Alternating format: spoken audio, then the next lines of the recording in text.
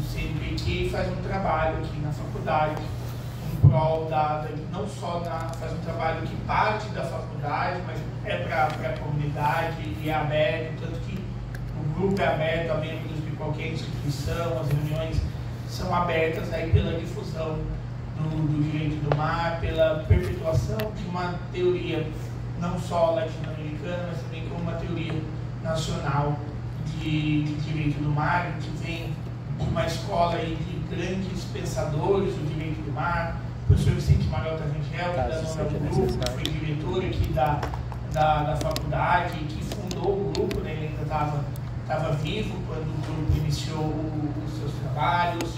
Tem o professor Aderbal Veiga Matos, da faculdade da Universidade Federal do Pará.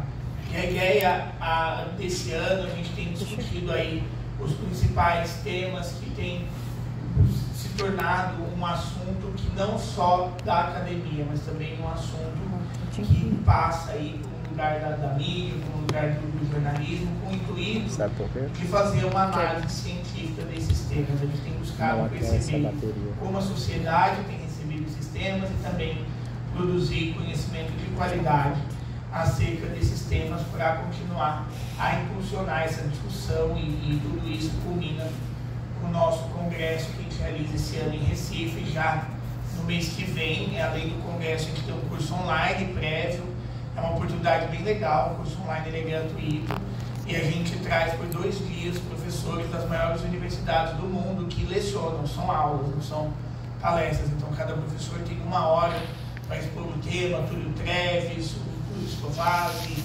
Felícia Tardi, Lili Papanicolopoulou e uma série de outros professores, a Maria Missano e outros professores que são aí referência em direito do mar, já passaram pelo curso. A cada ano a gente busca aumentar o número de diferentes localidades representadas, né, para também de alguma forma cumprir também com os objetivos e com a necessidade da diversidade. A gente está sempre atento ao número de mulheres que compõem os painéis e também, quando os eventos são internacionais, a representatividade das diversas regiões.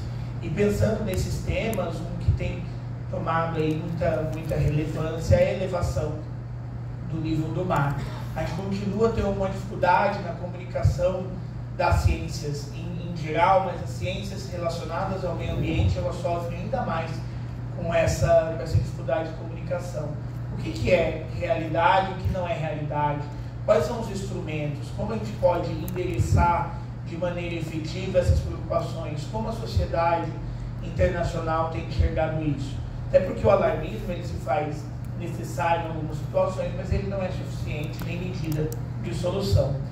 E para isso, para o dia de hoje, para refletir esse tema, a gente convidou 2 grandes especialistas e um grande especialista, que são pessoas que têm aí a oportunidade também de chamar de amigos e amigas para trazer para o grupo as suas reflexões. A ideia é uma exposição e que depois a gente construa, como sempre, aí algum diálogo, algumas considerações para conseguir evoluir aí na temática da elevação do nível do mar. Recentemente, o professor Wagner publicou, não sei se foi no Estadão ou foi na Folha, sobre a elevação do nível do mar. Ele também participou, deu uma entrevista sobre isso, e a ideia é sempre a gente partir de diferentes perspectivas, porque a ciência ela também é um exercício aí dos diferentes olhares, das diferentes metodologias.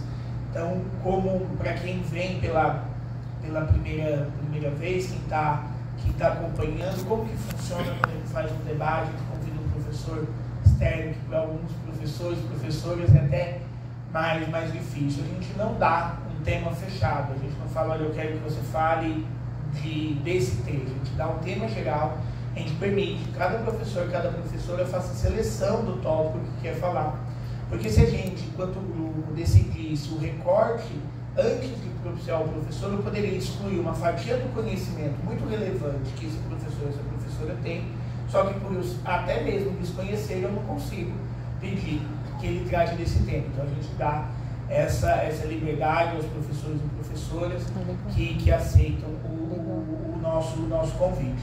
Eu vou passar a palavra para a Bárbara, que vai compor a mesa, vai chamar as nossas palestrantes, o nosso palestrante no dia de hoje, mas de antemão eu agradeço por estarem aqui no sábado de manhã, todo mundo, e principalmente os três que estão aqui também exercem outras atividades que já ocupam a semana, e dedicar um dos dias de descanso para estar sábado cedo, a gente aprecia muito de antemão. E aqui deixo, até o professor Wagner está tentando chegar, ele está voltando de Recife, ele deve estar aqui com a gente daqui a pouco, mas também deixo o agradecimento dele por esse comprometimento aí com a ciência, que é muito respeitado pelo grupo. Então eu vou pedir licença para mim me retirar da mesa e passo a palavra para a Bárbara, que vai compor a mesa para que a gente inicie.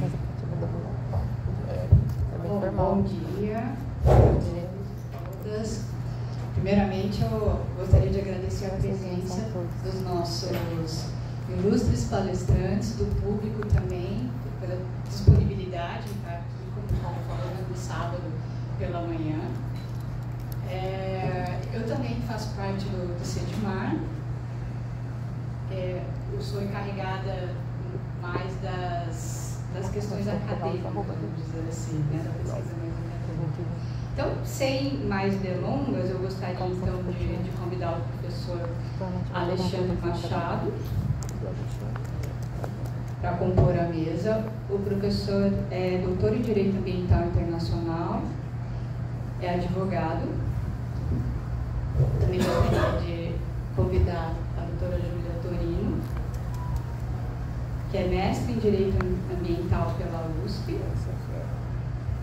tem especialização em Direito Ambiental pela CCE Rio e em Gestão Ambiental pelo COP UFRJ. E a doutora Daniela Revoredo, que vai fazer a mediação dos debates, que é sócia proprietária da Revoredo Advocacia, é especialista em Direito do Trabalho Marítimo e Portuário e em Direito Internacional Público.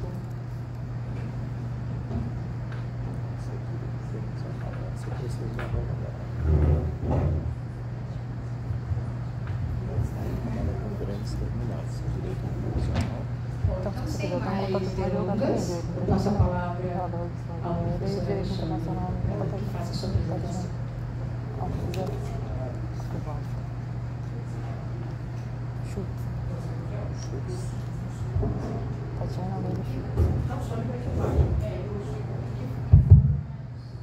Levando para poder melhorar. Gente, bom dia. É um prazer muito grande estar nessa casa novamente. Acho que a última vez que eu estive aqui, a gente conversou um pouco sobre cabos subaquáticos. Bom, eu sou de Santos, sou professor do Centro Paula Souza, é um centro tecnológico estadual. Eu leciono na FATEC Rubens Lara e sou advogado, né? Trabalho na área consultiva. Eu faço eu digo que eu sou estudante profissional, aí, como vocês devam ser durante a vida, né? Sobre a carreira. Eu pesquiso bastante, faço análise baseado em risco ambiental, em risco econômico, viabilidade de processo na área de infraestrutura. Então, esse conteúdo que eu trouxe para fazer a discussão com vocês, eu dei uma...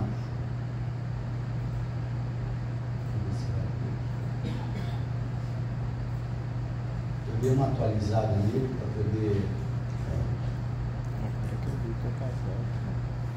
poder dar uma conversar com vocês. É um conteúdo que a gente trabalha já no curso de Gestão Portuária no Centro Paula Souza. Lá tem uma matéria chamada Competitividade e Infraestrutura Portuária e Desenvolvimento Sustentável Portuário. E esse tipo de análise a gente já vem fazendo, né, há um certo tempo. E o Paulo, quando conversou comigo, em termos de proposta, vamos ver se vai funcionar aqui. Se você vai usar isso aqui é diferente, Paulo. Pode passar para o próximo, de lado. Estou jogando de novo esse vídeo. Nossa, é antigo esse vídeo. 2006 não, 2006. Você tem que jogar no negócio do vídeo, senão não abre. Clica aqui, abre para ir passando. Nossa.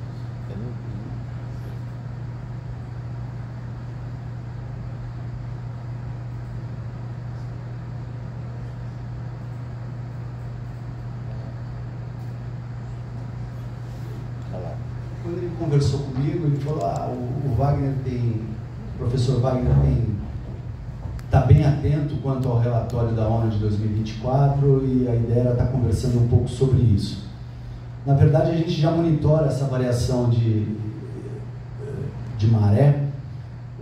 Eu sou oriundo do mercado de petróleo e gás e desde o acidente da Deepwater Horizon, em 2010, eu acabei me envolvendo mais profundamente com esse tipo de trabalho e os reflexos que eles poderiam estar causando, principalmente em termos de infraestrutura portuária, transporte marítimo e tudo que tivesse ligado dentro deste segmento.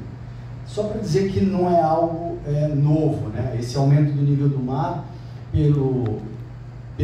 pelas pesquisas, pelo estudo acadêmico, ele já vem se desenvolvendo desde 1889.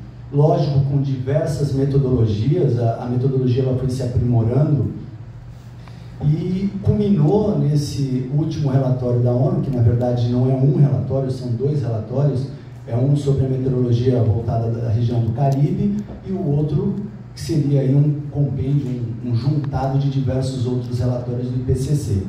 Então isso já vem sendo estudado há algum tempo, mas as questões e os reflexos que são causados aí e apareceram de certa forma nos estados insulares, de uma forma muito mais aguda, muito mais grave, que levou a outras reflexões em termos de jurisdição principalmente, né?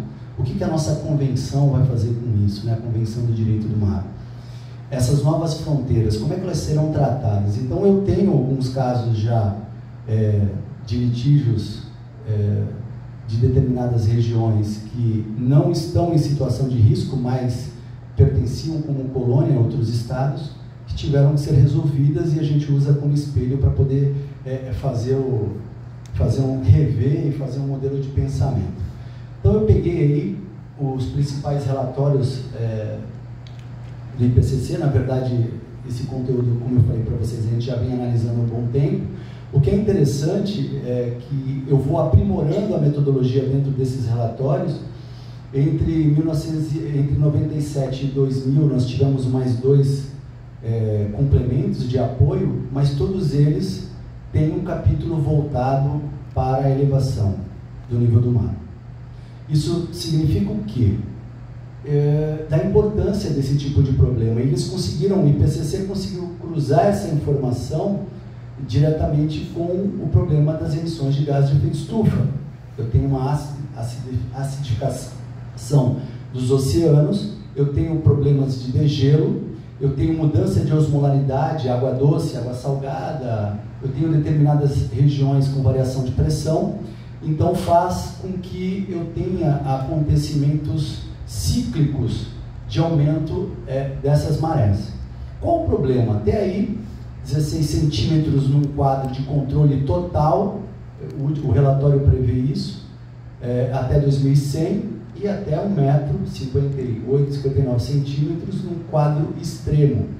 O grande problema que esses relatórios identificaram não é esse, é que eu tenho picos exponenciais. Eu tenho determinadas regiões que podem chegar a 14 e 15 metros, como já chegaram.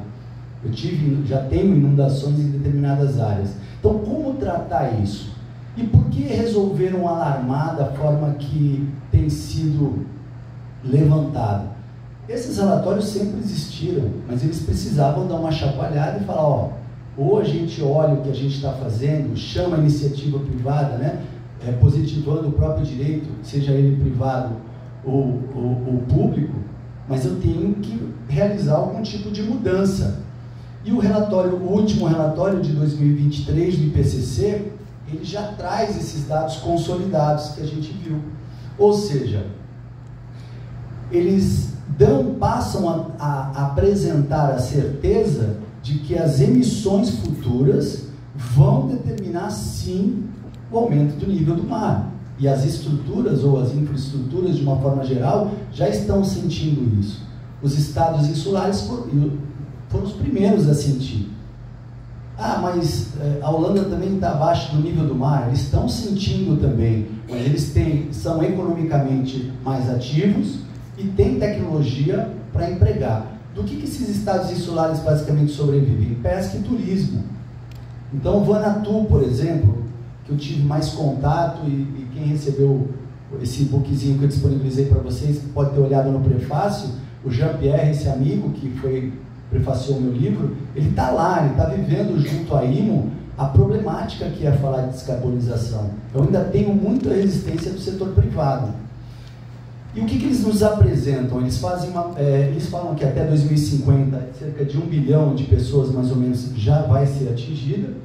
Fala dessa evolução de 1900 até 2020 como um marco, digamos assim, de acompanhamento, e depois ele apresenta por simulação vários cenários com exponenciais, porque, como eu comento sempre, tem países que se beneficiam com o aumento do nível do mar, mas como derretimento de geleira para os russos, por exemplo. Eu abri a Rota Ártica, eu não preciso dar uma volta enorme. Então, sempre vai ter o lado positivo e o lado negativo. O lado que a gente costuma analisar sempre são as questões de infraestrutura, que a Daniele vai conversar com a gente depois. Então, o que eu posso fazer? Eles, nesse relatório de 2023, eles já apontam alguns procedimentos que já estão sendo apresentados, como voltar às velhas dunas, né? A mata de restinga, reflorestamento das costas. Eu estive agora no Rio Grande do Norte, tem áreas inteiras isoladas, não pode mais ação humana, porque eles querem realmente preservar para evitar que o mar avance. Quase tem localidades que não tem mais praia. Então essa seria uma. Outra, trabalhar o processo de salinização. Alguns estados insulares já estão trabalhando esse cuidado com a água, porque vão ficar sem água doce, né? Que Vanuatu, eu acho, eu já vou confirmar, eles já compraram terras em feed para poder fazer a mudança para lá, se caso. E aí, como é que ficam as regras de direito marítimo internacional? Zona econômica exclusiva, eu perco a minha área de pesca, a minha área de proteção para pesquisa, para exploração petrolífera. Eu preciso rever isso e pensar a melhor forma de estar fazendo. E eles fazem uma projeção dessa elevação em relação ao planejamento de longo prazo. E eles modelam, principalmente, os portos vão ser atingidos de uma forma, né? Quando a gente faz um corte metodológico aí para poder entender as questões de comércio internacional, são portos e transporte marítimo. Eu tenho modificação de corrente, eu tenho modificação de temperatura. Então, onde chovia não chove mais, onde faz gelo não faz mais, e vice-versa. E eles fazem essa programação para 15 anos, com a melhora da qualidade de dunas e plantio, depois mais 15 anos com uma estrutura artificial, em 30 anos com elevação, em 50 anos com proteção e elevação, até chegar ao ponto que eu vou ter que remover. Eu estava comentando com os colegas ontem, no sul, eu tive plantações a 8 quilômetros da costa atingida pela água do mar, destruídas. O impacto econômico disso, as comunidades costeiras, né? A relocação desse pessoal é uma fortuna.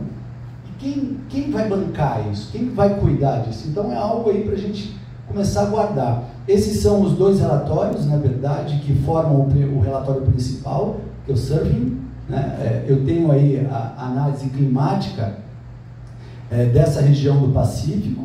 Ele é um relatório de 2023 e aí a ONU consolidou nesse de 2024. E o que ele traz de interessante, eu fiz um corte aqui metodológico para a gente, é ali, ó, Rio de Janeiro e a Tafona. Quem quiser procurar, Tafona é uma cidade bem no norte do Rio de Janeiro. A base dela está quase toda destruída já. A água já invadiu grande parte. Pô, mas não era só 15 centímetros por ano, 3 centímetros, 2 em determinados cenários? Não. Eles não conseguem, muitas vezes, modelar por que algumas regiões eu tenho esse desenvolvimento maior ou menor. Tanto é que em Santos, especificamente de onde eu venho, nós temos estudos da USP de mestrado, de doutorado. A ANTAC fez um estudo agora junto com a GIS também, sobre descarbonização e modelação portuária em decorrência desse aumento. Então isso está sendo estudado no Brasil. O problema é que nós não temos ainda ações efetivas. E ele coloca como projeção de cenário para baixa transferência, ou seja, ó, vamos controlar realmente as emissões de carbono. Coisa que a gente sabe que no Brasil vai ser bastante difícil, porque eu atinjo os mais carentes quando eu imponho impostos de carbono, principalmente. Aumentei o diesel. O alimento no final da cadeia produtiva fica mais caro. Não tem como. Energia elétrica, a gente está sentindo isso. Eu estou subsidiando, estava comentando com a Daniela, estou subsidiando eólica e fotovoltaica, eu entrei no vermelho. Eu vou ter que acionar a termoelétrica para dar apoio. E aí, isso gera custo também. Eu tenho emissões, eu estou usando gás para fazer isso. Ou petróleo, no mínimo, né? E nesse cenário de alta transferência, de 1 metro, ele é uma média global. Isso não significa que vai ficar em 1 metro. Eu tenho localidades que podem chegar a 25, 30 metros. E falo para vocês, quando vocês fazem uma análise dos relatórios anteriores do IPCC, eles são super bonzinhos, porque nesse relatório final, porque alguns apontam, principalmente o que fala dos árticos, se eu não me engano é o de 2017, ele fala que vai aumentar muito mais se continuar esse derretimento, né? Essa transferência.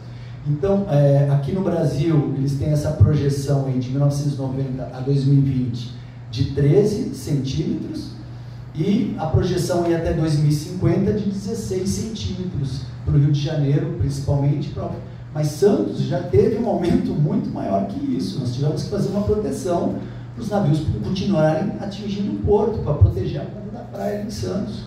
Nós temos lá sacos hidrobags, que eles chamam, sacos de areia que foram fundeados para tentar proteger um pouco a barra, porque eu tive alteração de corrente. Até um tempo atrás tive terminal tendo que fazer o restaqueamento, porque mudou o modelo de corrente até uns anos atrás. Então isso precisa ser revisto, né? Aqui é um simulado, eu mandei para vocês do IPCC, então aí vocês conseguem. Tá? Tá na internet aqui, Paulo? Tá. Então é interessante, só para a gente ilustrar, tá? É bem legal, porque você tem os diversos tipos de cenário, tá? As décadas que você quer aplicar e o tipo de intensidade. E aí você tem a projeção de quanto vai, né? Por exemplo, pegar aqui Rio de Janeiro, 0,70, já supera as estatísticas que eles tinham previsto de apenas 16 para 2050 e 58 para 2100. Só que hoje, o que eles estão fazendo, eles já identificam que isso já ia estar superando, pelo que eles estão tendo na prática, nessa vivência. Tá? Esse é o do IPCC, esse é o da NOAA, tá? Eu trabalhei com esse aqui no acidente da Helicóptero, todo o acompanhamento do acidente aqui na Louisiana, o acidente ocorreu nessa região, eles já sofrem alagamentos, eles têm diques, né? New Orleans, ela enche d'água, e antes o que atingia até uma determinada área, que era o plantio, hoje já atinge o centro da cidade, do bairro Francês e assim por diante. E eles estão cada vez mais desenvolvendo em alerta todas essas regiões. E aqui você consegue simular cenário. O que é interessante que a gente usou lá no caso do Helicóptero, eles aproveitaram para cá, para o mapeamento, é que você tem a área de inundação e eles têm todas as residências e os moradores mapeados. Por quê? Porque lá eles tiveram que fazer isso para poder fazer o pagamento das indenizações. Eles aproveitaram o mesmo sistema para fazer esse controle. Por quê? Se eu tiver que relocar aquela população, qual é o custo médio disso para o Estado? Quem vai se responsabilizar? A gente ainda não sabe. Então, é um sistema de acompanhamento que eu gosto bastante, é bem válido. E esse aqui eu acho que é o mais legal, porque ele mostra bastante a nossa realidade lá de Santos e aqui do Rio de Janeiro também. Ele é bem detalhado. Então aqui tudo que está em vermelho, gente, a previsão é de áreas de inundação. Tá? Então você tem algumas áreas focadas, ó, ali em Ilhabela, mas vamos lá para a minha cidade, aqui São Sebastião, ó, Santos está aqui. Para quem conhece o Porto de Santos, basicamente, olha a Ilha Barnabé, que é uma grande área de granel líquido. Eu perco basicamente quase toda a ilha. Então isso tem que ser pensado. Como é que eu vou pensar isso aí? Aqui, ó, aqui na entrada do canal, foi colocado barreiras para evitar a alteração das correntes, para evitar que isso comprometesse a navegação do próprio canal. Tá? Aqui, ó, eu tenho o terminal da Santos Brasil, mas aqui no fundo, foi feito todo o restaqueamento do terminal há uns 6, 7 anos atrás, justamente por causa da alteração de corrente. Eles tiveram que usar terminais emprestados. A gente tentou rediscutir pagamento do próprio terminal perante o governo federal. Não, a dívida com a União continua, não teve suspensão de pagamento, não. Então vejam, não é tão simples os efeitos que serão projetados aí mais para frente. Aí eu trago algumas perguntas aí, né? Como o aumento do mar ameaça a sobrevivência dessas nações? Quais as medidas de adaptação podem ser adotadas com realocação de populações e infraestrutura resistente? Quais as experiências dos grandes portos globais? Quais são os desafios econômicos e sociais? A elevação do nível do mar resultará na perda ou diminuição de zonas marítimas? Como os estados insulares estão tratando o assunto? São coisas que ainda não foram discutidas. Quem discute isso é a academia. Mas ações contundentes nós temos 2 apenas. Na verdade, 3 agora, que 2 grupos foram ao Tribunal Internacional Penal tentando transformar as petroleiras em uma ação penal. Ainda está sendo discutido. Mas tanto no Tribunal do Mar como na Corte Internacional de Justiça, isso já é uma realidade. E deve repercutir de forma significativa. Esses 2 documentos, eles deram origem às 2 reclamações desses estados insulares, que ocorreu em 71, que gerou a resolução 76, né? A 76, nesse ano, que provocou a abertura para 77, que permitiu esse avanço junto à Corte Internacional de Justiça. Isso está sendo acompanhado, está sendo analisado essa decisão. Ela traz aí o Tribunal do Mar, inicialmente, responsabilidade corporativa, padrões rigorosos do diligence, obrigação dos estados em apoiar estados insulares vulneráveis. Isso já está consolidado, isso saiu agora em 2024. Esse pedido da Corte, a última movimentação agora foi, acho que no mês passado, abriu para que eles apresentassem, né, fizessem as apresentações, as últimas apresentações, e no final do ano, em dezembro, a gente já tem uma decisão. Mas o que foi interessante aí do Tribunal do Mar foi a colocação que eu tenho que reduzir as emissões, não tem jeito, é responsabilidade de todos. É responsabilidade corporativa, e por isso a IMO tem agido veementemente, ou seja, ela está trabalhando em cima de combustível, ela está trabalhando em cima de embarcações autônomas, modificação de rota, just in time do transporte marítimo, está buscando ações diversificadas para impor realmente. Isso aconteceu já em 2020, quando ela impôs a redução de enxofre no combustível, e vai impor novamente. E quem não entrar na linha vai ter que pagar por isso. Qual o problema? Os estados em desenvolvimento vão sofrer as consequências. Rejeição do argumento de lex especializado, eu tenho que analisar caso a caso em termos desses navios e embarcação. O apoio aos estados vulneráveis, que já tinha sido falado no Acordo de Paris, nos 2 quiotos. O Fundo Internacional já foi discutido na Convenção Quadro. Só que efetivamente se discute muito e se aplica muito pouco. E quando as aplicações elas acontecem, são atos isolados de determinados países, né, de determinados estados ou de determinados segmentos empresariais. Mas aquele fundo verde que foi pensado inicialmente lá em Kyoto, ele basicamente, nós vamos continuar a nos desenvolver, vocês em desenvolvimento, esperem aí um pouco. Como é que você vai falar para país africano que descobriu petróleo e gás agora, não explore, continue passando fome, continue sem medicamento, sem infraestrutura, que não, será que a gente vai ajudar mesmo? Então eu preciso de uma segurança jurídica maior para que isso ocorra.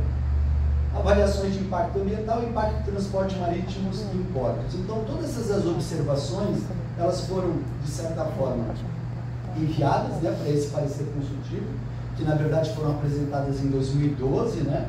E em 2023 elas foram apreciadas de uma forma melhor, e os comentários escritos agora, em 16 de agosto, foi a última movimentação. Eles vão aguardar 2 de dezembro para poder tornar isso resolutivo. Então a gente tem que continuar acompanhando isso para ver como isso vai se consolidar.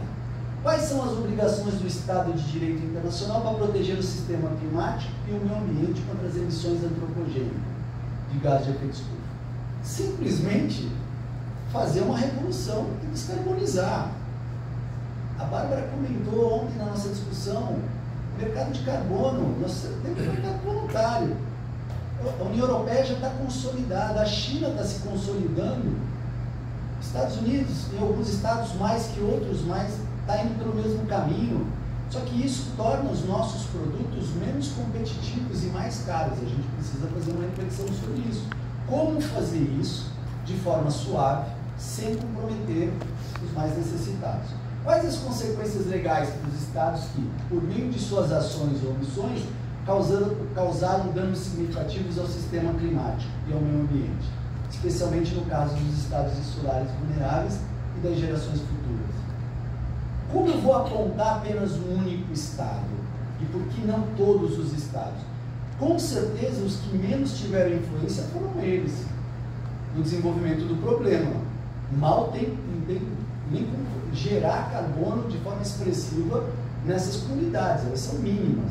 Então é uma reflexão que a gente tem que fazer, para onde e que caminho tomar. A gente só vai conseguir isso através do direito internacional. Ou direito internacional ambiental, sobre esse guarda-chuva maior, né? Utilizando de certa forma os tribunais para conseguir um favorecimento. Essas discussões existem, elas são uma realidade e precisam ser levadas a sério. Cooperação internacional. Há quanto tempo se fala de cooperação internacional? Desde o primeiro acordo de 92, da Convenção. Até hoje, gente, eu não entrego tecnologia, eu vendo tecnologia. Pô, mas é para descarbonizar, isso mesmo, eu te vendo a tecnologia, não vou te dar a tecnologia, não vou te ajudar a financiar.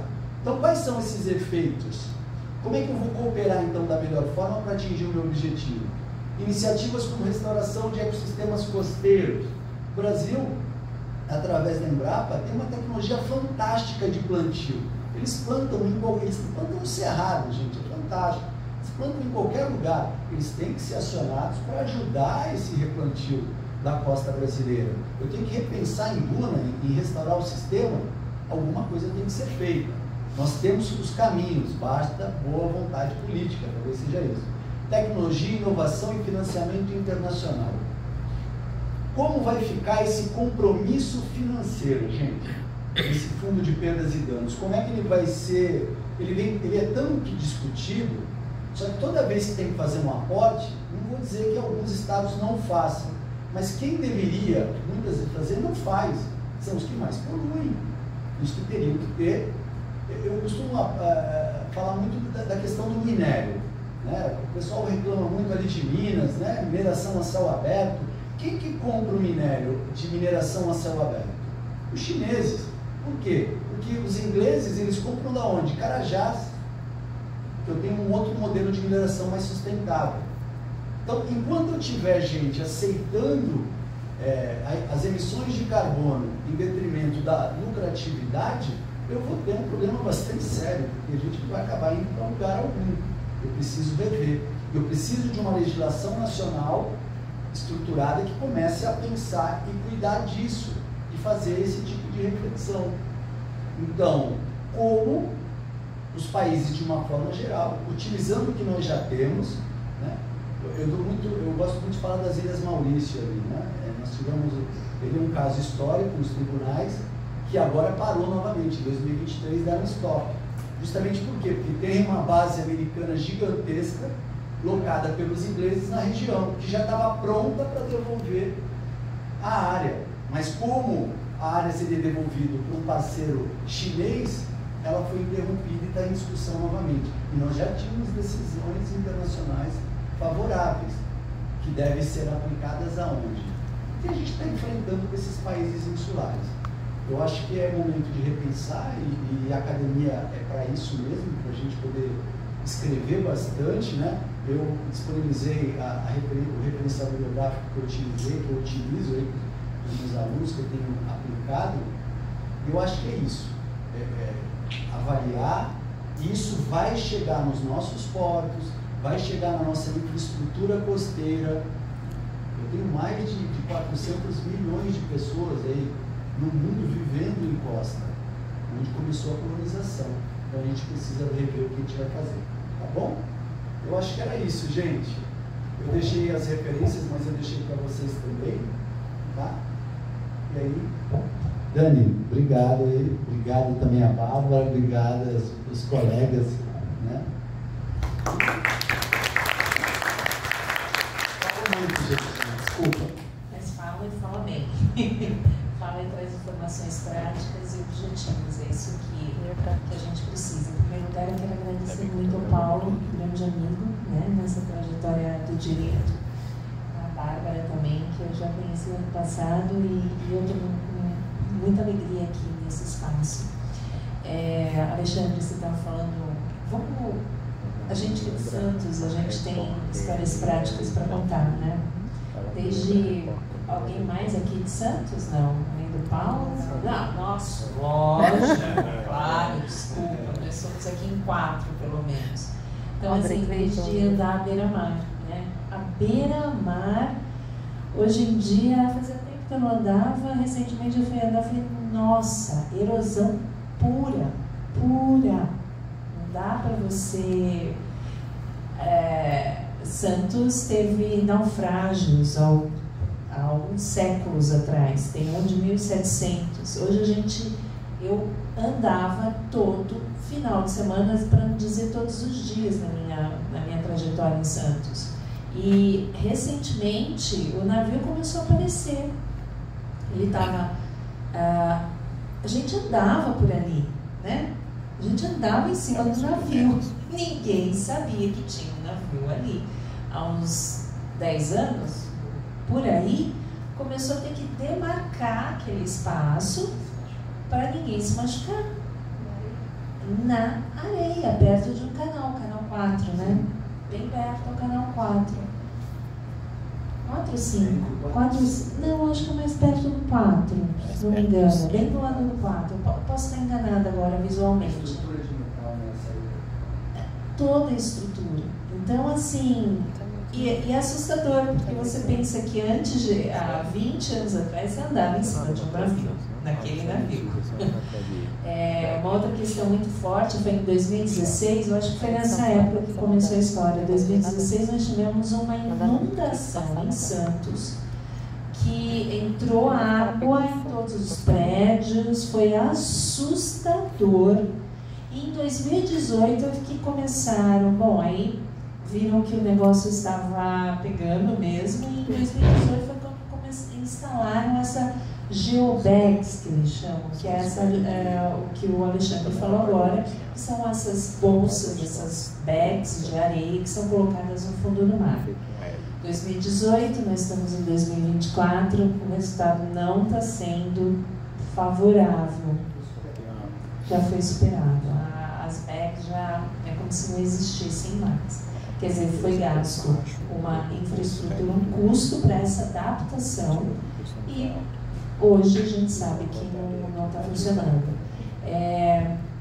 E, assim, em termos de valores, a gente que acompanha esse assunto há tantos anos, a gente vê que alguns institutos falam em 1 metro para 2050, outros 0,58 para 2000, enfim. O fato é o que nós já temos é que a NASA é um instituto de total respeito, né, que eles fizeram até tem na internet, vocês buscarem, um gráfico que eles fizeram, uma animação gráfica, onde eles atestam por fontes confiáveis que de 1993 até 2022 o nível do mar, na sua totalidade, subiu 8 centímetros. E lógico que tem lugares que são afetados muito mais. Em Santos, nessa enchente que nós tivemos em 2016, acho que chegou a 1,4, 1,5 em uma maré alta. Agora em agosto, acho que no de 2016 foi isso, agora em agosto nós chegamos a 1,5. Agosto, 2 meses atrás. A questão lunar, né, a fase da Lua afetou muito. Nós tivemos um problema seríssimo em Santos, onde a água invadiu as avenidas, as avenidas da praia. São duas, né, uma de ida e uma de volta. As duas foram afetadas. E aí a gente pensa, até onde nós vamos parar? Fora isso, só adentrando num outro efeito climático, que é a neblina, nevoeiro. Nós estamos em Santos, talvez aqui vocês não percebam tanto, mas em Santos nós estamos desde o final de julho até hoje, e hoje teve nevoeiro em Santos, enfrentando esse efeito climático. Então, onde vem? Eu sou nascida em Santos, eu já tenho algumas décadas de vivência, e eu sei que havia momentos de nevoeiro, mas era só até as 9 horas da manhã, só. Hoje a gente fica quase que 24 horas. O porto fechou, né, de julho, foi feita uma métrica de julho até final de agosto, foram 161 horas fechado o porto. Isso equivale a 7 dias. Para um porto que é a maior infraestrutura portuária da América Latina, imagina o que não teve de problemas em termos de descarga e carga e embarque de produtos. Ontem mesmo, a praticagem, vocês têm familiaridade com a praticagem? A praticagem é um setor que faz, os práticos são efetivamente quem leva o navio da barra até atracar nos terminais. E a praticagem disse que ontem eles fizeram 74 manobras.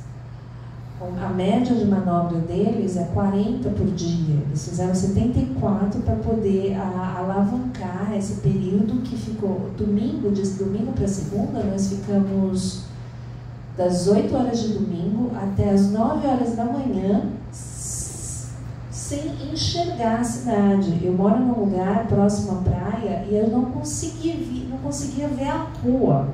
É impressionante. Então, não é uma questão de estudos, não é uma questão de situações assim que a gente vai ver só em livros ou em métricas, é uma situação que a gente está vivendo. Portanto, eu acho que tudo isso que o Alexandre falou é muito mais do que realidade, já chegou até nós. Alexandre, você que estava falando nós estamos falando de Santos, vamos falar de Santos porque eu acho que a prática é essencial, né? E a gente tem algum conhecimento de lá. Forma de adaptação, o que você entende que é prudente? Porque as BECs não surtiram mais efeito. Não surtiram, elas já não existem mais. Como o movimento é contínuo, e a Bárbara vai falar um pouco sobre isso, sobre as questões políticas, o que está sendo feito, o que tem de legislação, enquanto não houver aí um acordo entre Estado, município, né, Estado-nação, com financiamento, planejamento, pegar esses pontos críticos, trazer a política de descarbonização nacional, a política climática nacional, fazer um alinhamento, criar um fundo ou algo parecido, isso não vai ter uma parada. Então eles fizeram a melhoria, por quê? Porque chegou a arrebentar todas as muretas da pomba da praia. A água invadiu os prédios, perderam-se carros, motos, destruiu tudo. Então você fala, pô, peraí. Só que o prejuízo que é gerado no sistema portuário, ele reflete no PIB nacional. É muito dinheiro envolvido. E eu tenho que me precaver disso, tanto como o cliente, o futuro cliente ali, que é o ente privado, como o próprio ente público, como, né, ele deixa também de arrecadar, de certa forma. Nós tivemos um acidente lá da Ultracargo e mostrou para a gente, foram 6 dias fechados, 7 dias do porto, uma redução de 4 pontos, acho que 1 ou 2 do PIB nacional, por esse porto estar parado. Então é muita movimentação, a gente deveria dar uma atenção especial. Mas para isso, a gente tem que pensar em políticas. O que a gente tem aí, o que nós já temos, o que a gente pode melhorar em termos de descarbonização. Como é que a gente vai trabalhar isso? Agora não é momento mais para botar culpa em ninguém. Eu vou ter que correr atrás do prejuízo e ver o que pode ser feito, ou o que vem sendo feito já, para poder ser aprimorado. Eu acho que a Bárbara pode falar um pouco sobre isso, né? A Júlia, desculpa. Ai, a Bárbara está desse lado. Desculpa, gente. Ai. Olá. Tá ligado?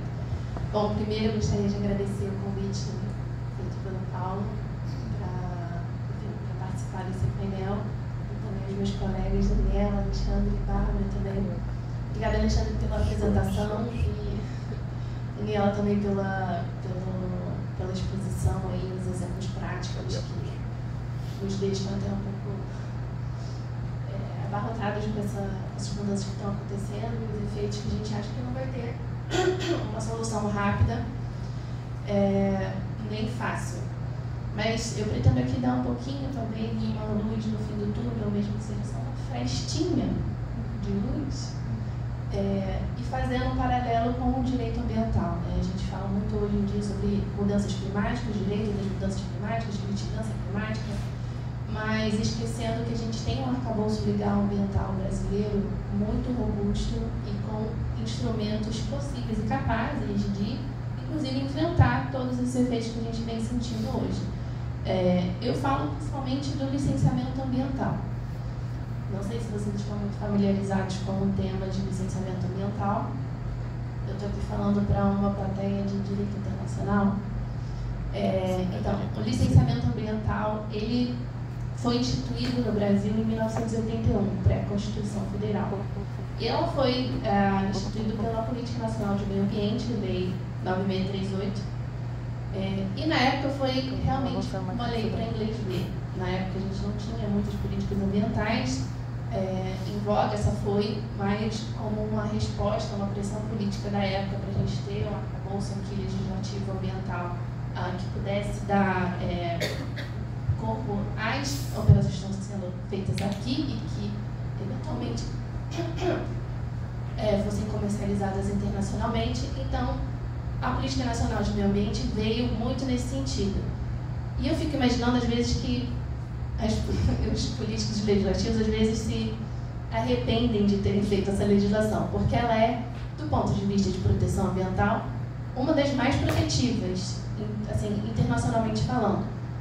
Não só ela criou um instrumento de licenciamento ambiental, que depois foi replicado na Constituição em 88, como ela também estabeleceu a responsabilidade civil ambiental. É dela que a gente extrai a teoria do risco integral, que, enfim, como alguns já devem saber, estabelece a responsabilidade para os poluidores diretos e indiretos. Isso tudo é baseado na legislação.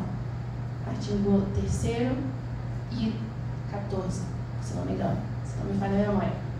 O 3º fala do poluidor e o 14 da responsabilidade. Parágrafo 1º. Então, a gente tem ali umas bases sólidas para enfrentar essas questões. A litigância climática hoje no Brasil, que vem cada vez mais sendo mais presente, ou cada vez mais ações são ajuizadas nesse sentido aqui na esfera brasileira, são, em sua maioria, baseadas na Política Nacional de Meio Ambiente e não necessariamente na Política Nacional de Mudanças Climáticas. Por quê? Porque a gente já teve anos, desde 80, 40 anos, 40 mais anos, de políticas ambientais, de doutrina ambiental.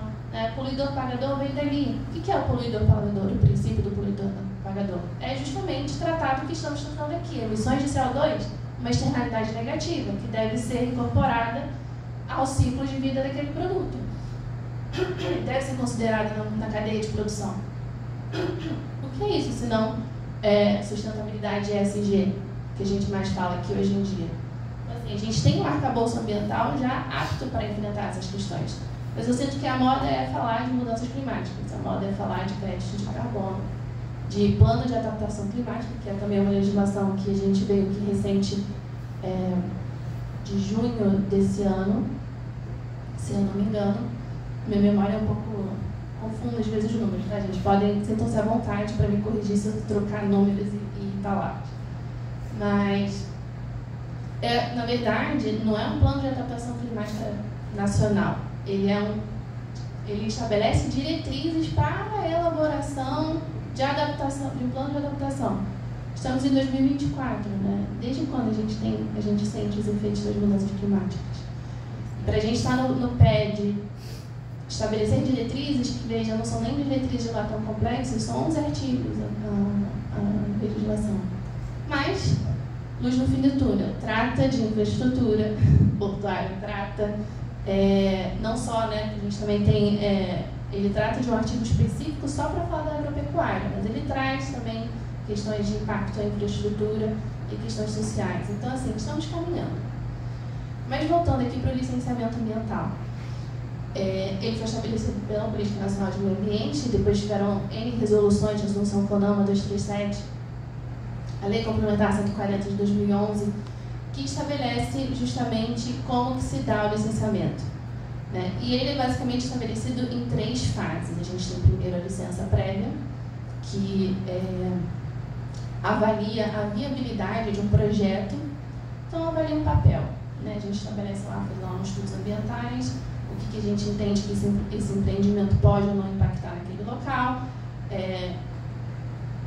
analisa se aquele local é realmente o melhor local para se estabelecer aquele tipo de empreendimento, se há alternativa locacional para aquilo ou não. Enfim, aprova-se o empreendimento. Seguido daí, a gente tem a licença de instalação, que aí o empreendimento justamente está apto para ser instalado. Basicamente, autorização de obras, né, se a gente for falar em termos ambientais. Aí o empreendimento está apto a instalar, é feita ali dragagem, muitas vezes é necessário fazer dragagem, principalmente em costa, estabelecido o empreendimento, cumprido todas as condicionantes, ok, emite-se então a licença de operação e o empreendimento está apto a operar. Mas o que você avalia durante todo esse processo trifásico, que também, diga-se de passagem, nem sempre é trifásico, tá? Só uma ressalva. Às vezes ele come ali uns pedaços ou outros, às vezes se aglutina, enfim. E principalmente a questão agropecuária, às vezes é um licenciamento único. Mas, enfim, passado esse período, esse ponto, eles avaliam o papel do licenciamento ambiental primordialmente, evitar, mitigar e, quando não possível, compensar os danos de um empreendimento. Isso inclui emissões também de CO2. A gente pensa muito no ambiental, e eu também faço aqui uma meia-culpa, porque a gente até está muito acostumado em pensar em, impactos diretos do empreendimento, né? Então, puxa a dragagem, vai ali movimentar todo o ecossistema marinho, costeiro, terrestre ali na região. Mas a gente está aprendendo a dar um maior enfoque também às emissões. E aí você pergunta para mim, bom, Júlia, mas isso aí então é só para empreendimentos que estão sendo implementados, né? E aqueles que já existem? Bom, o licenciamento prevê uma validade da licença ambiental. Então, ela tem lá uns 5, 6 anos para operar válida. Após esse período, ela passa por um período de revisão. E o período de revisão compreende também uma revisão dos impactos do empreendimento, porque é natural o meio ambiente se modificar. É natural, inclusive, a gente entender que naquele momento só tinha ali aquele um empreendimento. Daqui 2 anos, tinha ao entorno dele outros empreendimentos igualmente potencialmente poluidores. Isso tudo é considerado. Então, faz-se uma reavaliação daquele empreendimento, emite-se uma nova licença com novas condicionantes, considerando justamente os impactos desse empreendimento. Então, por que não a gente fazer essa avaliação, já que o licenciamento ambiental, historicamente, até o momento não considerava efetivamente os impactos das mudanças climáticas? Os impactos dos empreendimentos para os efeitos das mudanças climáticas, por que não então a gente incorporar nessas fases de licenciamento? O que eu concordo, o que eu na verdade admito que vai onerar nesse primeiro momento, os empreendimentos que já estão operando estão ali dentro de um fluxo de operação que já talvez não comporte aquele valor extra a ser incorporado agora na operação. Mas isso também é uma discussão daqui a pouquinho que eu posso até abordar. Mas, só para mostrar que a gente tem instrumentos aptos ali para considerar todos esses efeitos, esses impactos. E aí, Daniela, você estava falando muito sobre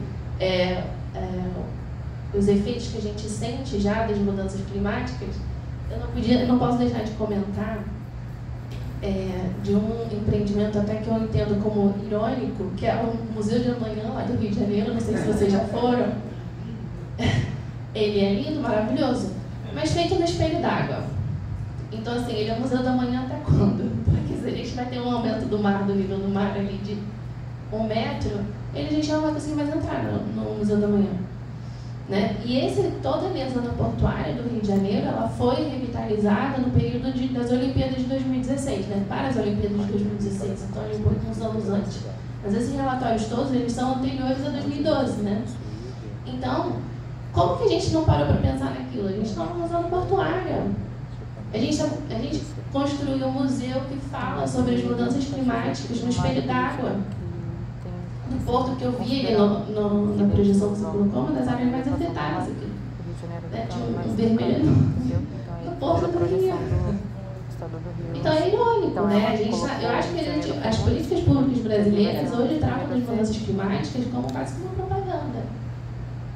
É o que me leva ao mercado de carbono. A gente tem 2 projetos de lei, a princípio em trâmite, né? O famoso 412, que saiu do Senado, foi para a Câmara, foi aprovado, foi para a Câmara, chegou na Câmara, foi esquecido pelos deputados, aprovaram um outro projeto de lei que excluía a agropecuária desse bolo. E, enfim, aprovou, agora foi para o Senado. Então, estamos no mesmo pé que antes, quando da aprovação do 412. O Senado vai andar com esse outro PL? Não sei. A Câmara vai andar com outro PL? Também não sei. Não sei a que ponto isso vai para frente em termos de aprovação dessa lei. Agora, o foco está em biocombustíveis, né? Foi aprovado na Câmara o PL do futuro, combustível do futuro. Se eu não me engano, agora vai para a sanção presidencial, certo? Mas já tinha passado pela Câmara, foi para o Senado, aprovado, voltou para a Câmara por revisão. Agora vai para a sanção presidencial. Mas, de toda forma, nem os PLs de mercado de carbono estabelecem parâmetros, né, de redução de emissões. Eles apenas instituem um mercado que depois dependerá de regulamentação específica. De novo, por que a gente não usa o licenciamento ambiental? A gente tem todos os órgãos ambientais hoje já têm mapeado todos os controles, todos os empreendimentos atualmente em operação. Todos os empreendimentos são obrigados, né, pela também Política Nacional de Meio Ambiente, artigo lá 17, DC, a se cadastrar no Cadastro Técnico Federal do IBAMA, que é integrado no SINTEGRA, que é um sistema entre federal, estadual e municipal. As informações estão todas lá. Então a gente tem como levantar, e eles são obrigados todo ano, lá para março, apresentar relatórios sobre as suas operações. Então, sim, as informações estão lá. É possível a gente estabelecer dentro do licenciamento cappings de emissões. A gente já estabelece instalação de aparelhos que reduz a emissão de emissões de vapor, é o RV, a Unidade de Recuperações Evaporativas. Bom, por que não, então, estabelecer uma instalação de um sistema que reduz as emissões, que filtre as emissões de CO2? Tudo isso é possível dentro do licenciamento. Então, muito foco está se dando no mercado de carbono, esquece que a gente já tem todo um arcabouço aqui de anos. Foram anos penosos, porque, inclusive, são o que tem de projeto de lei que visa alterar o licenciamento ambiental não está no gibi. A Lei Geral de Licenciamento que está há séculos sendo, gente, desde que ele pega o estudo não adianta, porque daqui a pouco ele é revisto de novo e muda, enfim. Dá uma discussão assim, muito pano para manga, de anos e anos. Mas assim, é uma luta, quase que luta, né? Mas é um penor para nós ambientalistas diário, porque a gente vê como sempre ataca o licenciamento ambiental. Puxa, é um saco o licenciamento, não vou pedir não, porque demora muitos anos. Já ouvi isso de várias empresas. Não vou pedir, porque vai me demorar não sei quantos anos para se emitir uma licença, eu preciso de retorno financeiro agora. Mas enfim. A questão da viabilidade ambiental do projeto, né? Eles não contratam um advogado para saber se aquele projeto vai ser viável economicamente ou não, em termos ambientais. Eles não colocam isso no custo muitas vezes. E a gente tem um problema sério no Brasil que é fiscalização. Os órgãos estão destruídos. O IBAMA de Santos dá pena, gente. Você vai lá, você tem um guarda, um técnico, a diretora e a secretária. Tanto é que passaram toda a operação portuária para autoridades do Estado, da CETESB. Por quê? Porque não tem quem fisicamente. Aí o aluno, a gente conversando na aula terça-feira, transporte marítimo, o aluno, fui lá na Anvisa, aí eles embarcaram para fazer livre prática e fecharam a porta, porque não tinha funcionário, é só os dois, eles subiram a bordo e aí não tinha ninguém para atender ninguém lá. Gente, é um acordo da América Latina. Eu preciso de gente especializada trabalhando como ela está com a gente aqui. Infelizmente, são coisas que parecem simples, mas não são. Tem determinadas modalidades de licenciamento dificílimas de serem obtidas.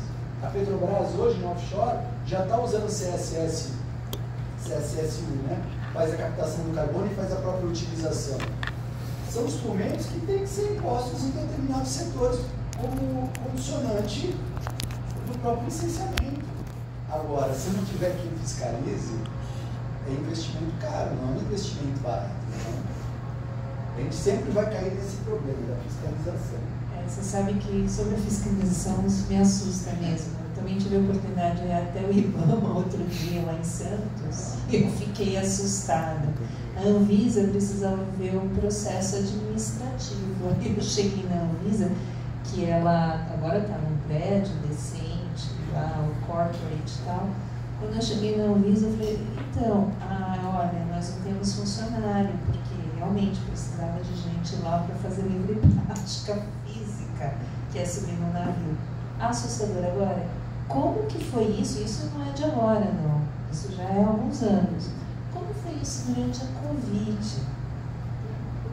Loucura, né? Como é que um ser humano, 1, 2, 3 pessoas e o porto não parou? Loucura total. Eu não sei como é que foi durante a Covid. Não sei dizer, eu trabalhava mais nessa época com o Estado e eles também paralisaram muito. E eles conseguiram o Estado INEA. E eles conseguiram trabalhar remotamente. Agora o IBAMA é complicado. E o pós-Covid ainda está sendo mais complicado ainda, porque aí eles estabeleceram ainda umas datas presenciais que nem sempre é cumprida. Aí você chega lá, puxa, um cara de licenciamento, não, ele está doente, talvez ele venha daqui a umas 2 semanas. Aí você assim, mas eu preciso saber, eu preciso ter acesso ao licenciamento, gente. Eles, não, mas isso é só com ele.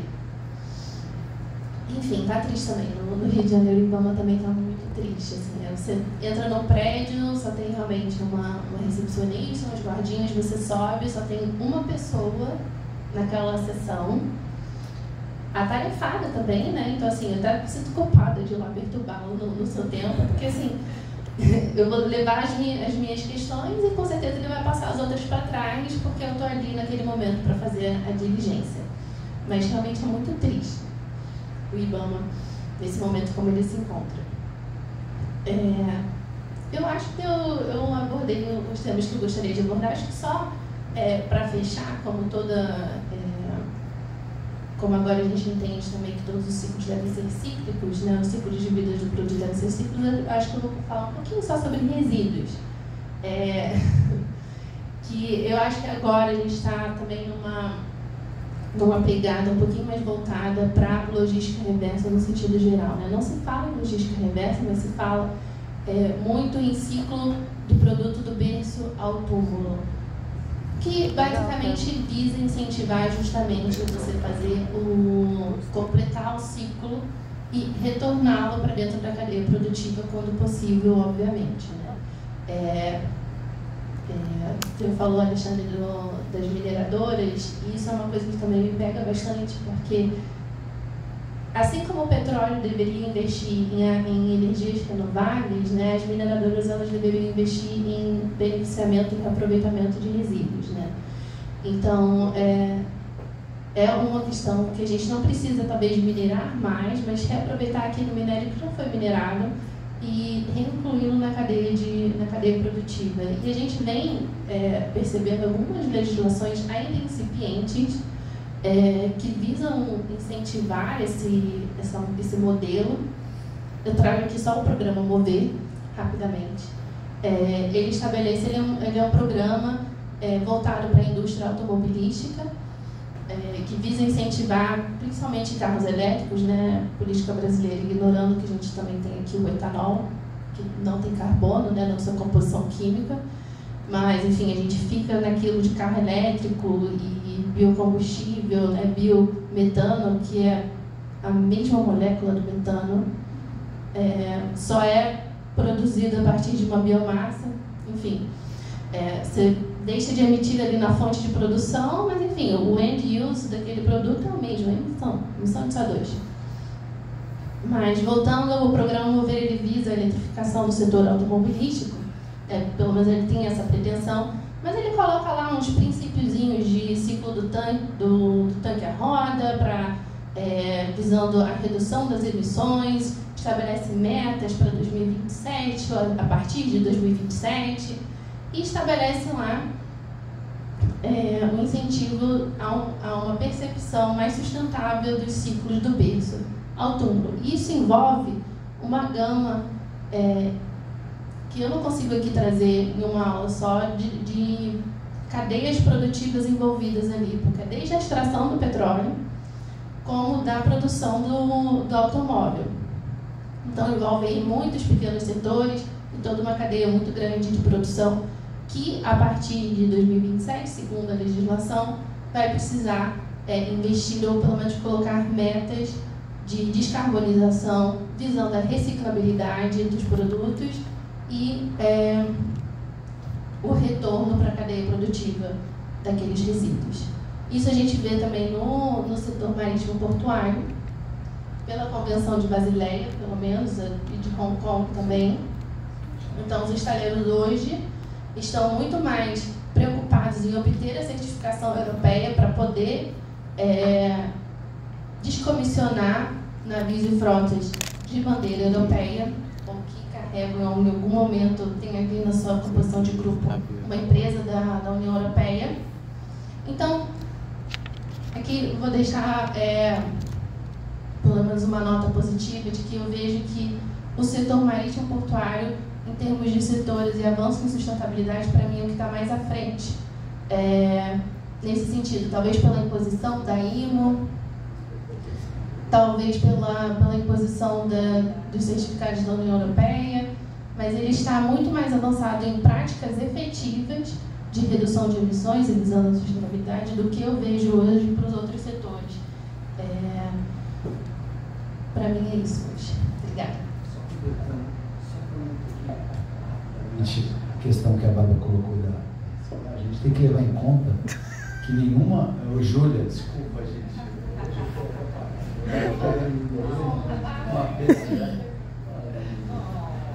E o que acontece, né? O ano passado, esse ano, eu estive na Europa para fazer um estudo de hidrogênio, baseado em hidrogênio, e o ano passado eu estive em cima das renováveis. Eu fui entender o que estava acontecendo, porque os dois estudos se encontram. E aí eles estão colhendo, né, que a Júlia colocou para a gente aqui, eles estão colhendo os frutos da eólica e da fotovoltaica, das baterias, né? Eles encontraram bem antes da gente. E a questão do resíduo, né, é muito séria, né?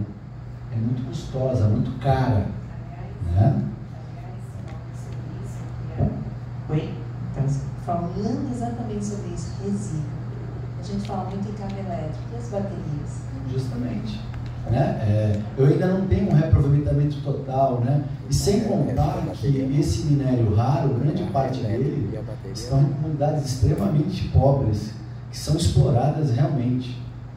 E tanto é que, pela lei europeia, não se pode minerar minerais raros mais lá. Eu tenho que buscar na costa da África, normalmente, né? No interior da África, aqui na América Latina, Chile e assim por diante. E o que a gente constatou lá? Que eles estão com um problema gigantesco. Primeiro que eu tenho uma imobilização de pasto, ou melhor, levando no mínimo pasto, porque normalmente era uma mata que se encontrava para poder fazer a forração das farms fotovoltaicas, por exemplo. E aí eu tenho um uso acentuado de água. Quando eu tenho água de poço, menos ruim. Consigo ali fazer a lavagem das placas tranquilamente. Quando elas entram no processo de substituição e troca, que eles estão colhendo agora numa velocidade fantástica, já tem 25, 30 anos que eles implantaram lá, assim como a eólica. Então eu tenho um problema com som, com barulho, com onda eletromagnética, com comunidades inteiras tendo que se afastar, com problemas de saúde que eram desconhecidos e agora estão sendo conhecidos. Então a gente tem sim outros problemas, mas principalmente o que eu vou fazer com esse resíduo todo? Uma parte eu consigo aproveitar, e o restante? A política europeia é bastante severa quanto à reciclagem. Eles não dão moleza que nem aqui. A gente ainda não chegou nesse ponto, mas provavelmente logo mais a gente vai chegar. Então, será que é o melhor caminho? Não se estuda muito alternativas, né? Como fala-se de hidrogênio agora. Para você estudar hidrogênio, exportação, importação, utilização, não importa como. Você tem que entender fotovoltaica, a política, os contratos da eólica, porque eles são aplicáveis, mesmo da hidrelétrica, para poder entender e ver como isso vai impactar. Como a Bárbara colocou, dos combustíveis, por exemplo, eles já chegaram a... desculpa, não vou nem falar mais o nome, estou com vergonha já.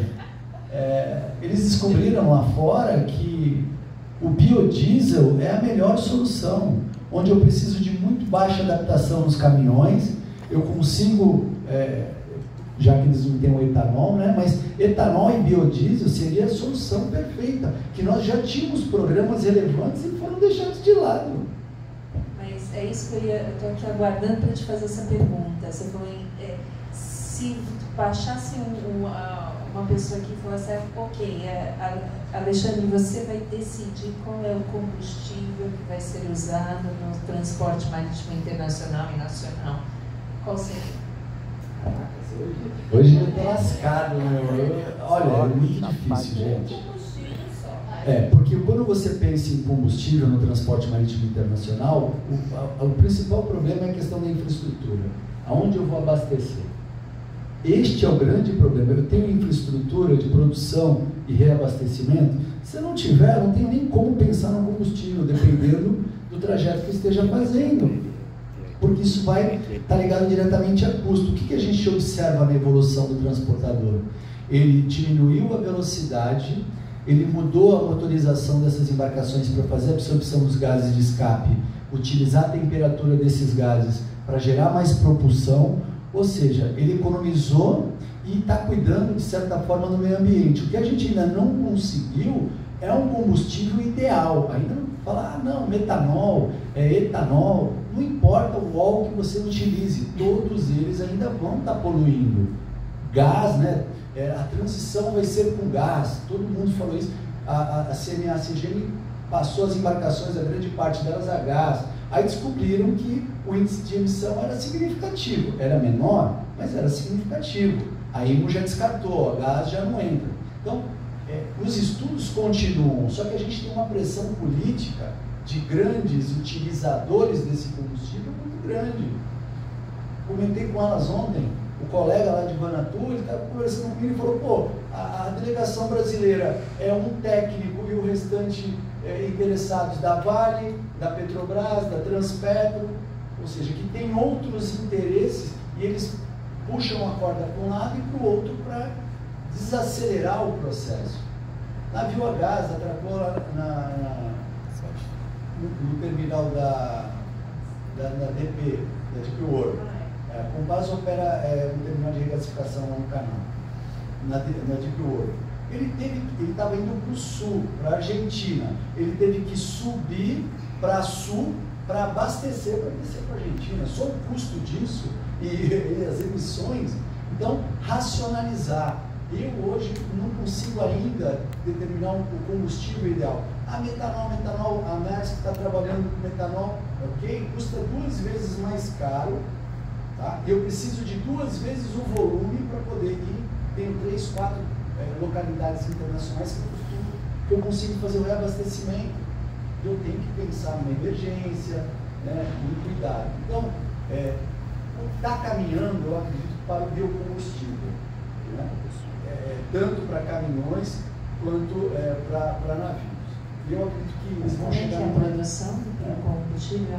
Como é que é a produção? Você tem diversas. Você tem de milho, você tem de soja, você tem de beterraba. Os americanos fazem muito de beterraba. Você tem uma variação. O problema é o volume do transportador marítimo. Por curiosidade, agora, essa semana, chegou... A gente estava até falando isso antes de entrar, e não é uma coisa nova, mas só para vocês terem uma ideia, essa semana completou-se uma viagem de Le Havre ao porto de New Jersey, ou seja, cruzou o Atlântico um navio de carga. Não é um navio com grandes proporções, mas é de carga, a vela. Caraca! A vela. Quanto tempo?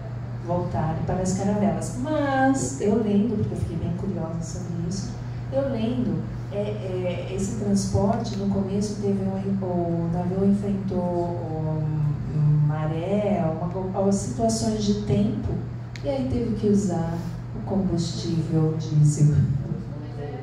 Os motores teve que usar. Quer dizer, nós não... Você quer falar alguma coisa sobre isso? Só... Acho que faz sentido, né? Porque você, quando está em caravela, né? Ou fica dependente dos ventos, né? A gente está tratando aqui de mudanças climáticas, eventos extremos, mas faz sentido você ter ali como modo de transporte primário e ali combustível para emergências. Faz sentido, né? Você reduz. Mas seria a questão de um navio cargueiro mesmo? Só para vocês terem noção, quem acompanha a vida do porto lá em Santos, eu estou tendo redução nos navios graneleiros e a gente está tendo um aumento expressivo nas cargas embarcadas em contêiner, que é o sonho do transportador de contêiner, todo mundo coloca carga lá, principalmente cargas de médio a alto valor agregado.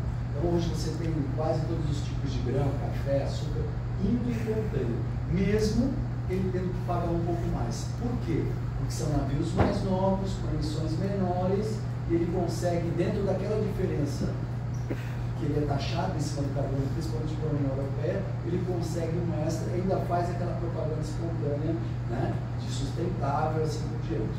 E esses navios, normalmente cargueiros, são velhos, muito velhos, principalmente granel líquido, até negro, ele passa no canal, parece um navio fantasma, todo descascando, acabado. Tem uma tecnologia. Bom, acho que vocês entenderam que aqui a gente adora falar de porto, né, de transporte. Deu para entender.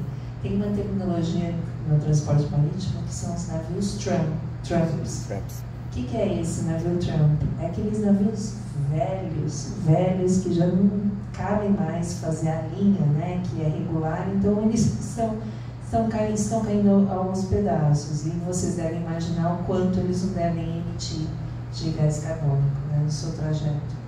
Fora a retirada de sludge, né, existe custo, lavagem de porão, que teoricamente tem que ser feito no berço, ser feita a higienização no berço, os caras jogam tudo lá fora. Aí a autoridade portuária impôs a regra internacional de água de lastro. Simplesmente ficou muito caro, o grupo se reuniu, brigou, baixaram a regra novamente, por enquanto está suspensa. Detalhe, por que acionaram a regra agora? Porque Itanhaém e Peruíbe teve uma bioinvasão lá, começou a aparecer coisa do Arco da Velha, ó. Daí se ligaram, é o porto, foram atrás, fizeram uma pesquisa e determinaram. A autoridade portuária baixou o regulamento, ou melhor, cumpriu uma convenção internacional Lógico que tem custo, eu vou precisar que alguém embarque, faça análise da água, normal. Só que como só apareceu uma empresa, ficou meio esquisito o negócio. E aí eles resolveram suspender até que outras empresas concorrentes aparecessem para fazer essa verificação. Tá? Então, sim, já entraram com o porque realmente a conta, eu não sei nem como eles chegaram naquele cálculo, mas ficou bem expressivo de uma análise d'água, mas no Brasil acontecem algumas coisas estranhas. Quando você fala de água de lastro, eu fico pensando também na bioincrustação. Sim. E nosso sério problema com coral-sol, né? Água de lastro, todo mundo ok? Acho que sim, uma otimista aqui. Então. Licenciamento ambiental não, né? Mas água de lastro. E última fala só sobre os combustíveis. Eu gosto muito de filme do final do mundo, né? Tipo Black Mirror. Tem algumas séries aí. E, gente, tá tudo acontecendo de certa forma. De certa forma, numa velocidade ou outra. Então, com o avanço da tecnologia em termos de combustível, eu acredito que células nucleares muito em breve vão ser utilizadas. Podem ter certeza. Por quê? É baixo custo, e aí hoje eu tenho usina de 4ª geração que o resíduo é mínimo, eu já tenho um controle melhor desse resíduo. Existem já experimentos, já existem trabalhos em cima disso. O grande problema são as questões relativas a risco biológico, né? Lógico, ele existe, mas principalmente de organizações com outros fins sequestrarem esses navios para conseguir as células para outras coisas. Então a questão da segurança talvez seja o principal problema. Posso fazer só um comentáriozinho? Você falou de água de lastro e eu pensei que bioincrustação me lembrou das unidades de conservação marinhas, né? Que é um grande risco ali de contaminação e de bioinvasão. E que hoje estão sofrendo tanto com os efeitos das mudanças climáticas quanto justamente com a operação do transporte marítimo. E aqui no Brasil, a gente não tem ainda uma regra sobre como se realizar a limpeza. A gente tem orientações para a Petrobras, que ela, por consequência, exige das suas contratadas. Mas, ainda assim, são orientações, certo? Então, é uma conversa que o IBAMA tem diretamente com a Petrobras e que não foi estabelecido uma regulamentação específica que estabelecesse critérios e regulamentos mesmo para definir, não, você tem que fazer isso antes de entrar, depois de sair, quando acabar o contrato, quando não acabar o contrato, toda vez que for se aproximar da costa ou não, enfim. Eu sei que em Pernambuco tem uma regulamentação mais ou menos ali que estabelece, não, você tem que esperar ali uns 30 dias, se você ficar mais de 30 dias, aí você tem que fazer um laudo de incrustação, mas ainda assim, 30 dias é bastante tempo, lembrando que Pernambuco ali tem várias unidades de conservação marinha, né, e é um patrimônio. Exatamente, como o navio lá, que daqui a pouco é patrimônio também, o navio que está precisando desaterrar, patrimônio cultural. Tem até lá, você consegue ver o navio na sua origem. Você tem um QR Code que você coloca na placa e você vê como esse navio é. Não, daqui a pouco toda a costa brasileira vai ser assim, né? Com a elevação do mar, daqui a pouco vamos virar Atlântida. Aí a gente vai fazer, vai toda a zona de unidade de conservação de meio ambiente artificial. A questão mesmo é as futuras gerações, gente. Provavelmente a gente não vai pegar esse impacto de forma direta, mas talvez nossos filhos, netos, bisnetos, não sei. Mas uma hora vai chegar, a conta vai chegar. E o que é interessante nesses relatórios, e vale a pena estar colocando, é que independente do que façamos, é irreversível. O que eu consigo atrasar é a velocidade que isso vai acontecer. Mas o que já aconteceu, eu não consigo reverter mais. Eles deixam bem claro isso. Então, criar políticas e fazer essas políticas se tornarem funcionais é o que a gente consegue. O grande problema de muita coisa que a gente vê na própria legislação, na regulamentação E por essa vivência que a gente tem de Porto e Porto de Santos, por morar lá, por gostar e atender empresas na região, a gente vê que existem duas realidades completamente distintas. O Porto State Control, que seria o responsável por controlar um monte de coisa, não tem gente suficiente para subir a bordo dos navios. Então não sabe se o tanque de sludge está cheio ou não. Se ninguém perceber, eu solto no mar. Não está muito preocupado. Por quê? Porque para esvaziar custa. Infelizmente, é isso, gente. No final, a economicidade pode gerar um impacto muito maior. Infelizmente. Certo, meninas? Agora que vocês aqui. Acho que agora é Bárbara. Com a Bárbara, sim, desculpa. Bárbara, eu queria começar trazendo uma pergunta antes, até ir para uma reflexão. Quando a gente pensa na irreversibilidade da elevação do nível do mar, a gente pensa na mudança no espaço geográfico como a gente conhece. Hoje a gente tem que o Estado, e a ideia que a gente formou de Estado é que o Estado é uma tríade, né? Ele é o território, ele é o povo e ele é uma ideia de nação. E há já um movimento, tanto da compra de terras entre outros territórios, como um pedido que alguns estados estão levando junto à ONU. Tuvalu já levou para que alguém fosse o guardião do seu elemento cultural. Como que vai ser isso, né? Como que vocês enxergam? Daí é uma pergunta até bem aberta, porque ninguém sabe muito para onde vai essa resposta, essa modificação. A gente vai começar a ter uma sobreposição de estados. Se eu vou deslocar esse estado, eu vou ter dois estados que ocupam o mesmo território, e daí como vai ficar a soberania? Porque essa pergunta, ela também traz uma complexidade na dimensão do direito internacional em geral. Porque se eu entender que eu posso ter estado sem território, porque o estado perdeu o território pela elevação do nível do mar, eu posso dizer que a Catalunha é um território, mesmo ela não tendo ali uma área que ela tem soberania em apartado da Espanha. Como que eu vou fazer com o País Vasco? Como que eu vou fazer com outras formas?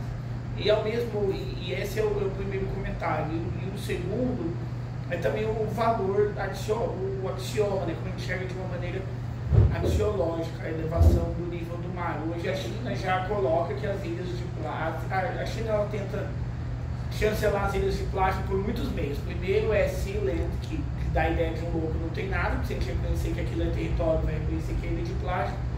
E a ideia também das ilhas de plástico para superar aí a dificuldade e o desaparecimento desses países. Então, qual que é, na opinião de vocês, os critérios que eu posso utilizar nessa segunda questão para pensar quando uma proposta parece boa para o meio ambiente ou não? Como que eu vou perceber se ela é uma proposta em prol do meio ambiente, se isso é possível, uma proposta só em prol do meio ambiente, ou se ela, na verdade, reveste um interesse político e econômico? E parabéns, foram excelentes as considerações de todos.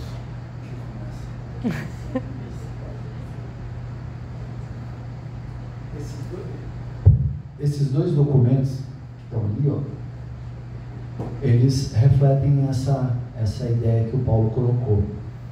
A convenção, ela não tinha previsto isso. Ela não prevê em nenhum momento que haveria essa perda de espaço e o que fazer no caso da perda de espaço propriamente dita por esses estados. Então, eles deixam bem claro nesses dois documentos que eles não aceitam a perda de territórios, do território e das suas linhas de demarcação, independente se houver uma inundação total ou não. Então, eles, inclusive, apelam para o artigo 300 da própria Convenção, falando que é de direito o que ocorreu e que a categoria de Estado, o povo, independente de onde estejam,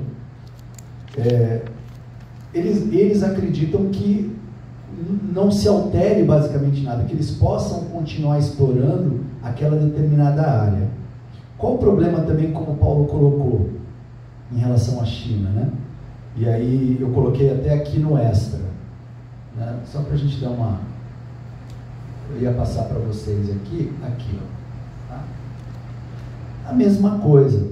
Ilhas Maurício, um grupo de ilhas, uma delas é a base aérea americana, está cedida, né, os ingleses fizeram como data e cederam para os americanos, é um verdadeiro aeroporto, um porta-aviões no meio, e já estava tudo decidido, já tinha basicamente dentro do direito internacional pacificado o problema, até que o ano passado os americanos questionarem, levar a questão estratégica e todas as conversas em respeito de deixar a ilha foram paralisadas. Então, se voltou novamente a discutir a devolução ou não, sendo que eu já tinha uma determinada decisão favorável. O grande problema da perda de território, você tem cultura, você tem as tradições, você tem muito mais daquele povo.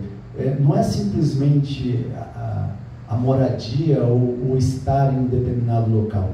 Existe toda uma história. E fazer uma relocação de um estado inteiro tem todo um lado, eu acredito muito que tem um lado sentimental da ação. Essa ação é muito difícil, até porque não são todos os estados que vão querer recepcionar essa população, porque essa população vai chegar com um movimento cultural totalmente distinto e que pode ser contrário a esse que lá está. Então, na minha visão, eu vejo que essa discussão ainda vai parar por muitos e muitos anos. Eles vão tentar, como eu coloquei, analisando alguns artigos que a professora Bárbara colocou e outros que eu coloquei, que eles vão empurrar para frente essas decisões o máximo possível.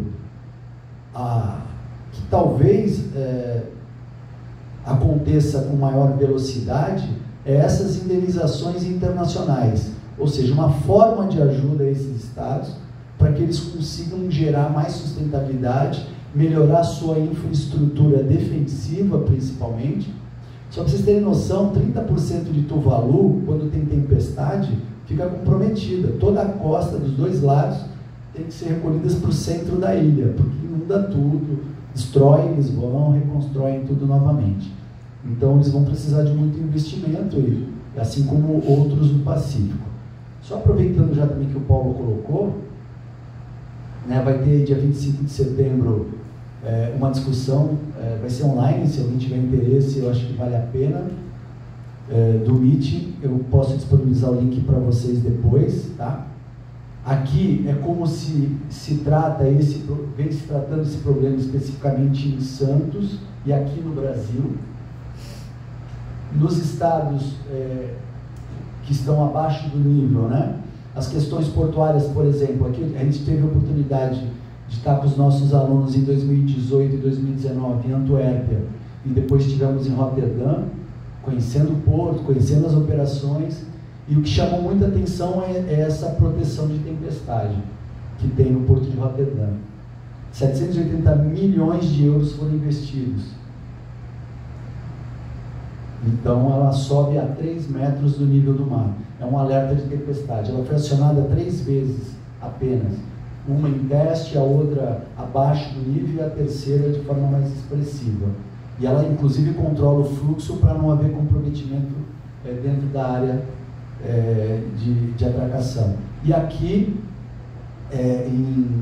aqui na Bélgica, né, eles pensaram inicialmente no sistema para aumentar o nível do mar e receber embarcações maiores, aí depois eles descobriram que era necessário investimento para poder fazer a proteção do próprio porto pelas alterações climáticas que vinham ocorrendo. Então vejam, muitas vezes o investimento não objetivava, um é de 1990, durou até 97, e o outro um pouco mais recente, terminou em 2001. O que a gente tem que ter em mente é que esses países desenvolvidos, eles conseguem fazer isso, criar sistemas de proteção. E quando eu falo para porto, eu estou falando para a costa de uma forma geral. E como países em desenvolvimento, pequenos países insulares, em desenvolvimento, da onde eles vão tirar a condição econômica para construir superestrutura? Essa estrutura é considerada uma das maiores da Terra. Demorou aí seus 7 anos. ela fica em berço seco, ela corre para dentro do canal, ela tem um fundo de pedra que ela encaixa. É uma tecnologia fantástica. Tanto é que você pode visitar com as escolas, é algo bastante interessante. Está na cultura, né? Então, o que eu acredito, dentro da colocação, finalizando aí que o Paulo colocou, se não houver uma cooperação internacional, cedendo tecnologia, ou seja, nós do lado de cá, ajudando do lado de lá, com financiamento, e a gente fazendo a nossa lição de casa, que lição de casa é essa? Tentando de alguma forma descarbonizar o sistema, não vai adiantar de nada. Agora, esse caso das Ilhas Maurício é muito interessante, podem acompanhar, eles vão enrolar o máximo que puder, vai, volta, justamente por quê? Porque não se tem uma posição definitiva quanto a isso, ninguém quer assumir. Eu tenho um interesse político muito grande, gente, por trás, e muitas vezes por pressão do próprio setor privado. Não tem jeito. Enquanto eu não equalizar isso, eu acho que eu torno bastante difícil ter uma decisão final, visto as decisões do próprio tribunal em relação às questões da China, do mar da China, por exemplo. O que adianta, né?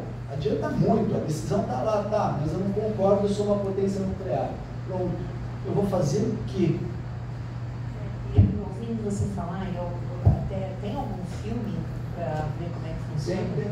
Tem um pacote, você baixa o pacote de vídeos, de fotografias, é bastante interessante. Até me chamou bem, tem um interesse para isso. Mas eu entendo também que essa forçada de barra é até uma forma de haver uma cultura e a necessidade de urgência para as questões climáticas.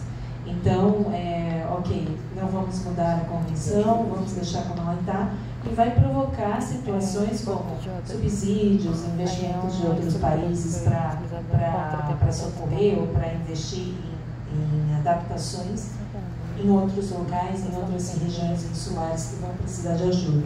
Eu acho que talvez seja esse o movimento que a gente precisa olhar, é o apoio mundial para aquelas regiões insulares que precisam.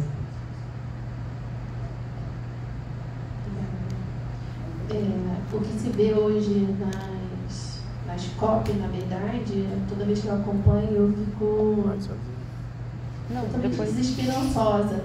Toda pré-COP eu falo assim, gente, agora vai mudar, agora vamos avançar algum passo. Aí eu assisto as COPs e falo assim, não, a gente está muito atrás. Muito atrás. Na última COP, COP 28, a gente ainda estava discutindo elementos para se considerar na hora de destinação dos fundos arrecadados. Vamos até agora para 29 em Baku. Mas na anterior a gente já não conseguia estabelecer nem os critérios básicos para a gente destinar todos os recursos já angariados para os fundos abarcados na UNFCCC. Então, os fundos de perdas e danos, os de adaptação. A gente já estava discutindo, não, mas vão ser países insulares ou aqueles países desenvolvidos, então, mas como que a gente contabiliza os danos?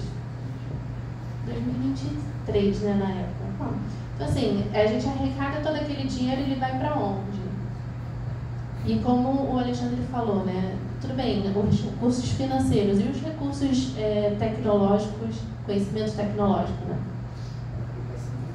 Isso serve a haver muita resistência, mais do que, né, só pagar uma conta, que eu acho que isso até acho que alguns países já fazem com mais boa vontade, tudo bem, vamos colocar aqui o dinheiro. Não, porque a gente investiu, depositamos não sei quantos milhões no fundo X, mas compartilhamento de informações, compartilhamento de tecnologia, isso ainda há uma grande resistência. Então, eu acho que se tiver uma solução, não deve ser internacional. O setor privado ele tem que trazer o setor privado e as suas responsabilidades. Eles são, principalmente os principais emissores, eles têm que, de alguma forma, criar políticas, talvez através de uma gestão pública, para fazer a aplicação. A gente sabe que grande parte dos estados, salvo os desenvolvidos, não tem dinheiro para investir, ou não vai disponibilizar de capital para fazer investimento. é o que vem acontecendo. Quem acompanha as ações ambientais internacionais, elas estão estourando a todo momento.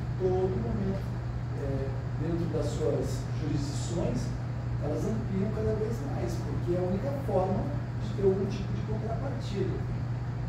Não tem como, não tem outra forma. E eu preciso adaptar a própria legislação local a essa nova realidade. O caso da Deepwater, por exemplo, do acidente do Golfo, foram pagos já 80 bilhões de dólares. E o que teve que ser feito? Se descobriu que o fundo do Golfo não servia para nada. Ele foi consumido na primeira semana, o volume do fundo. Foi determinado no segundo fundo, e agora se aumentou o teto novamente. Ou seja, a própria legislação ela precisa ser adaptada, mas se você olhar as datas de regulação de algumas convenções do Brasil, dá vontade de chorar. Você fala assim, a convenção é de 69, eles vão começar a discutir em 82, 83, e vão soltar o decreto em 2000, mais ou menos. Pô, peraí, tá de brincadeira. Mas não é mais. Então, quem pode mudar isso? Somos nós. Houve a única forma de educação. Tem que estar passando isso para frente, conscientização, né? As crianças, principalmente, elas têm que entender o impacto e o posicionamento delas, como pode mudar isso no futuro. Então, acho que isso faz parte da escola, do aprendizado. Tem que se pensar, o futuro é deles, não é nosso, não é de muitos, né? É deles. Então, nada melhor que incentivar mesmo o aprendizado com políticas educacionais voltadas também para as questões ambientais e ambientais climáticas. Quem sabe aí um aprofundamento maior para ver o que a gente vai conseguir. Mas é continuar tentando, gente. Então a gente não pode. Eu sou muito assim, eu acho que tem que tentar. Não tem jeito. Eu estive em Belém, agora no começo do ano, fui lá ver, eu estou ajudando no processo de descarbonização do porto para poder receber o lá. Dá vontade de chorar, você está maquiando tudo, na verdade. Você tem esgoto a céu aberto na cidade. Você anda pela cidade, é o asfalto, daí você tem um trecho do esgoto, você vê ele passando ali, a calçada. Você fala, peraí. E aí, estão deixando o porto bonito, revestindo tudo, tá? O que mais que a gente vai fazer? Tem que ser algo duradouro, tem que ser uma política séria. Infelizmente, vamos recepcioná-las, vamos dar um brilho na cidade e tal. Isso vai ser mantido posterior? Será resolutivo? Teremos algumas decisões resolutivas? Isso tudo tem que ser pensado e aplicado. Agora, enquanto tiver interesse, é difícil. Você vê os próprios projetos de lei. Tudo tem jabuti. Tudo tem alguma coisa lá que é contrária. Aí você fala, pô, mas peraí, o que isso tem que ver com, né, a própria legislação de hidrogênio? Os caras tinham colocado um subsídio para fotovoltaica e para eólica, para aumentar. O que é isso? Vamos tirar. Então, quando alguns têm coragem de mexer no processo, beleza, quando não tem, ou quando tem outros interesses aí. Então, essa reflexão tem que ser feita. Obrigado, Paulo, pela pergunta. Respondido? Respondido. Até anotei aqui os pontos que a gente adiciona nesse caldeirão que vai compor essa resposta e que é aí um desafio de conseguir fazer a resposta no intervalo das nossas vidas. Né? Você talvez essas respostas, esses estados demoram muito mais. Até hoje a gente ainda não tem as respostas do impacto colonial, imagina do impacto da... A questão do multiculturalismo que a gente está vivendo na Europa agora. Se não for feito, pensado, organizado, você tem choque de cultura, gente. Pode demorar um pouco mais ou um pouco menos, mas em algum momento você vai ter choque de cultura. Então, por que não sentar e organizar isso da melhor forma possível para esse choque? Não é simplesmente colocar os caras para fora. Ah, não tem muito aqui e tal. Não é isso. É tentar equalizar. Agora, imagina você pegar um estado insular inteiro e colocar simplesmente em feed. Com cultura totalmente diferente, hábitos alimentares, tipo de plantação, ou seja, de agro diferenciado, né? Exploração pesqueira parecida ou não, metodologias, tecnologias, é como começar do zero novamente. É extremamente difícil, porque a acaba um pouco com essa espiritualidade que eles têm naquela determinada região. Então isso tem que ser analisado também nessas discussões, e são pouco discutidas muitas vezes. Tudo bem? Eu vou agora abrir para questionamentos. Fiquem livres então para questionar, para fazer algum comentário. Há ambos, porque ela talvez questione o posicionamento de ambos, né? Mas principalmente em relação a de onde vai surgir a efetividade ou o efeito das políticas de mudanças climáticas. Porque quando a gente se depara com um dos principais instrumentos normativos nesse sentido, que é o Acordo de Paris, a gente vê uma lógica de diferenciação, que é justamente tentar dar um olhar para cada um dos estados, de acordo com as suas particularidades, para que eles mesmos possam definir quais vão ser as suas metas para descarbonização. Né? E a partir do momento que o professor fala em cooperação, e a professora Júlia também fala sobre de repente, licenciamento ambiental e políticas de efetivação de baixo. Né? Então a gente vê essa lógica de cima para baixo, de baixo para cima. Mas aí o que fica é como determinar de fato as obrigações dos Estados. Acho que talvez seja essa questão que a Corte Internacional de Justiça vai passar agora. Né? Como determinar, ou como centralizar, como criar, como delimitar as obrigações dos Estados de alguma forma mais clara, seja só do lado ambiental, seja do lado climático. O que vocês acham?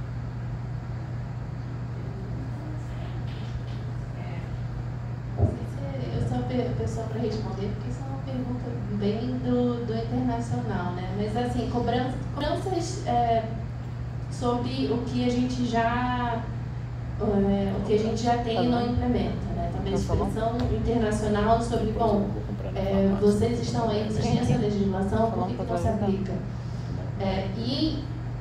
Bom, talvez traçando aí um paralelo, né? Quando a gente considera o regulamento europeu sobre deforestation free, produtos deforestation free, ele tem um pouco essa lógica também, né? A princípio, estabelece-se lá que que eles só importariam produtos que estivessem regulares ou não fossem desmatados irregularmente, segundo as leis do país. Né? Então, talvez isso seja um caminho, né? Pelo menos assim, por mais que eu considere que os regulamentos europeus que estão sendo publicados recentemente são um pouco protecionistas e também até um pouco extremados, até pelo nível de evolução dos demais países que suprem a própria consumo europeu, talvez isso também já surte efeito, né? Porque aqui a gente já está começando a se preocupar, bom, então a gente vai ter que melhorar os nossos tempos de due diligence em relação aos produtos que a gente está produzindo aqui. Né? Mesmo que, porque o regulamento europeu exige, não é uma importação, não necessariamente seja uma importação direta. Mesmo que a gente importe agora para a China, se aquele produto em algum momento for para a Europa, ele vai precisar passar pelas mesmas regulamentações. Então, o que eu vejo, né, considerando que a gente está agora em meio a queimadas criminosas, né, irregulares criminosas ali, todos os produtos consumidos ali naquela região decorrente daquela queimada já não podem mais entrar na União Europeia. Nenhum deles. Não sei para que destino que eles vão fazer aquelas áreas todas, mas dada a extensão, bom, qualquer um que estiver ali se instaurar, produzir, não exporta mais para a Europa. Mesmo que indiretamente. Então, assim, talvez isso seja um mecanismo eficaz, assim, mesmo que não seja de um organismo internacional supra de um país que controle ali um pouco do mercado, pronto. É o controle do internacional sobre, vamos falar do Brasil, porque aqui no Brasil, para uma convenção ser internalizada, é um parto, né? Então, se for esperar a proatividade do nosso país, vai ser complicado. Eu acho que a medição vai vir do externo para nós. A previsão já existe desde 92. Essa previsão existe em 92, depois Kyoto 1 e 2, depois Paris. Já existe a previsão, nós já sabemos o que a gente tem que fazer. O grande problema é a soberania dos estados. Se eu tiver uma ação coercitiva que seja realmente relevante, pode ser que funcione. Como a Júlia colocou, o regulamento. Tudo bem, no começo eu até consigo fazer isso. E se começar a faltar comida, como é que eu vou fazer? Eu vou abrir exceções, eu vou abrir brechas. Isso já aconteceu no passado não tão distante. Eu aumentei os meus regulamentos fitossanitários para proteger internamente o meu mercado europeu. Automaticamente começou a barrar mercadoria nossa. Eles tiveram que aliviar porque começou a faltar. Então isso tem que ser levado em consideração. Eu acredito muito que se não tiver vontade política, independente da decisão do tribunal, você pode até tomar algumas sanções. Exemplo, o Irã. Quantas sanções o Irã tem, gente? Ele continua recebendo mercadoria do mundo inteiro. Os caras se desligam do transponder e levam para lá da mesma forma. De forma ilegal, mas é utópico falar que é utopia, falar não, eles não estão recebendo nada. É mais ou menos isso. Eu acho assim, a decisão do tribunal é muito importante, eu acho que ela vai confirmar o que os acordos já nos contam a respeito disso e vai tentar criar dispositivos que façam que haja coercitividade. Porque a decisão final, eu vejo que sempre será política do Estado baseada na sua soberania e no melhor interesse interno. Enquanto eu não tiver uma unificação e eu não tiver como fazer um controle unificado disso, eu vou ter que aceitar no momento que seja do meu interesse ou não. Basicamente isso. A gente viu isso com o gás russo em relação à União Europeia. Teoricamente, ele teria que ter cortado a linha no primeiro momento. Falou, não, acabou. Não, vamos reduzir um pouquinho. Daqui a pouco eu peguei dinheiro de créditos de carbono, do próprio mercado de carbono, para produzir linhas de gás de outras regiões para conduzir, ou seja, eu estou usando dinheiro limpo, entre aspas, para produzir sistemas sujos. Isso foi questionado na época. Então, peraí, como é que... Então, é mais ou menos os alemães. A política alemã é extremamente rígida quanto à questão ambiental. Os caras estão trabalhando em cima de carvão porque senão para tudo. E aí eu preciso fazer uma reflexão onde a gente vai chegar e vai depender onde vai doer no calo ali do Estado. Eu acredito muito que essa decisão vai ser fantástica. A do Tribunal Marítimo já foi muito boa. Foi assim, abriu um precedente gigantesco. Agora essa da Corte também vai abrir um novo precedente. Agora ela tem que se efetivar, tem que chegar na COP essas decisões e falar, e aí, vamos fazer funcional ou não vamos? Como é que a gente vai cobrar? Se você não aplicar, eu vou deixar de comercializar. Porque a única forma coercitiva que nós temos, eu observo dessa forma, é o comércio internacional. É uma das, mas talvez a mais prática. Se eu cortar a relação comercial com você, ou reduzir ao ponto de doer no seu bolso, talvez você, é o que a União Europeia vem fazendo no mundo inteiro, não é com a gente. Quando a gente fala aí do carbono transfronteiriço, que eles vão começar a cobrar o ano que vem, é isso, gente. É protecionismo, a China questionou, a Índia questionou junto ao OMC, adiantou? Não, é posicionamento deles, ou seja, eu quero que aplique a mesma política que eu aplico dentro do meu estado, aos meus participantes, do lado de fora, senão eu levo a minha operação para um país mais condescendente com a questão climática e eu vou ter um custo menor de produção e está tudo bem. Então, tudo é aprendizado e eu acho que muitos ajustes. A própria legislação de desmatamento que ela colocou, se você ler ela detalhadamente, é bem complicado fazer geogerenciamento na tua fazenda. Será que você ia deixar colocar uma torre de geogerenciamento em tempo real para saber se está tendo desmatamento ou não? Porque não é só questão de desmatamento, eu passo a ter um controle de produção.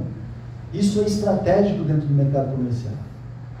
Por que a IMO está tendo tanta resistência de fazer o just-in-time nas embarcações? Já pararam para pensar? Fazer a saída controlada? Justamente porque, depois de um determinado tempo, analisando dados, você tem controle de frota, volume, tudo são dados abertos a todos. E aí, de certa forma, eu mexo também com a competitividade do mercado. Então, há uma certa resistência. Eles estão testando lá em Rotterdam esse modelo. É fantástico, economiza combustível, diminui emissões, diminui custos portuários. Só que o mercado portuário, que era do porto a porto, já não é mais esse o ganha-pão do armador. Ele ganha com armazenagem, ele ganha com demurge, com detention, tempo de permanência dentro do berço, aí ele começa a fazer o porta a porta, ele ganha lá no all-in, no frete completo, aí coloca as taxas de congestionamento, taxa. Aí você fala assim, caramba, custa mais caro que a minha carga e mais caro que o meu frete. Isso tem que ser pensado, por isso não temos blockchain de uma forma integrada.